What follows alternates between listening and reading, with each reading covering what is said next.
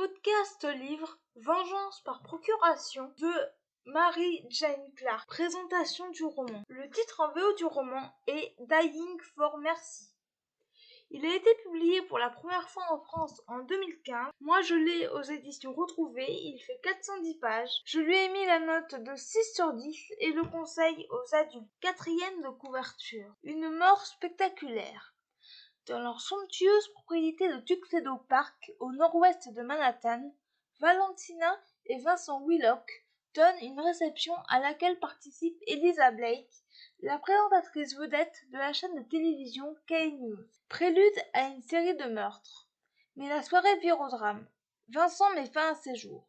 Très vite, Eliza découvre qu'avant de se suicider, il a laissé derrière lui plusieurs indices permettant d'élucider un crime du passé et un tueur qui rôde. Eliza et ses collègues de K-News tentent dès lors de reconstituer le puzzle, mais nombreux sont ceux qui n'ont aucun intérêt à voir se réveiller certains fantômes. Ce que j'ai pensé de ce roman. Avant de commencer, je remercie les éditions Retrouvées pour l'envoi de ce roman. Le résumé étant long, et comme je ne veux pas vous en révéler trop, je n'en parlerai pas plus.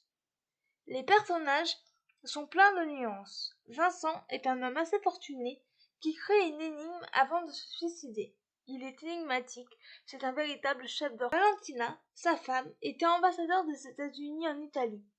Elle est dévastée par la mort de son mari. C'est une personne très importante dans l'intrigue, où elle est l'une des pièces maîtresses. Eliza Blake est une journaliste à succès qui est une amie de Vincent et Valentina. Depuis que sa fille a été enlevée, elle ne veut plus s'en séparer. C'est elle qui va mener l'enquête. Russell, le fils de Vincent et Valentina, est particulier et cache des secrets. Annabelle et Beiji, deux collègues d'Eliza, vont aider la jeune femme à savoir ce qu'il s'est passé. L'intrigue est complexe, l'autrice nous embrouille l'esprit à de nombreuses reprises. À chaque fois que le lecteur croit avoir trouvé la solution, en fait, ce n'est pas le cas, ce qui est appréciable. L'écriture de Mary Jane Clark est simple et agréable.